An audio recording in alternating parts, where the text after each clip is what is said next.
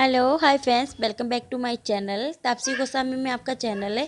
Friends, आज मैं आपको बता रही हूँ बच्चों को अगर सर्दी खांसी जुकाम कोई भी चीज़ हो जाए तो उसमें आपको बच्चों को अपने घर से ही किचन की ही चीज़ों से आप बच्चों को ठीक कर सकते हैं। जैसे कि आपको 2 लौंग को लेना है, उन्हें भूनकर अपने बेबी को खिला देना है शहद के साथ में, और इससे बेबी की सेहत भी अच्छी रहेगी। सर्दी खांसी जुकाम कुछ नहीं होगा।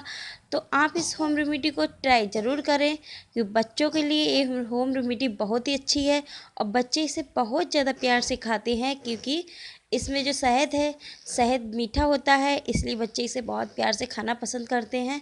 मैं अपनी बच्ची को इसी को खिलाती हूँ, क्योंकि मेरी बच्ची को सर्दी को जुकाम खांसी हो गया था अभी, तो मैंने इसको खिलाया, उसका सर्दी जुकाम खांसी सारा ठीक हो गया है।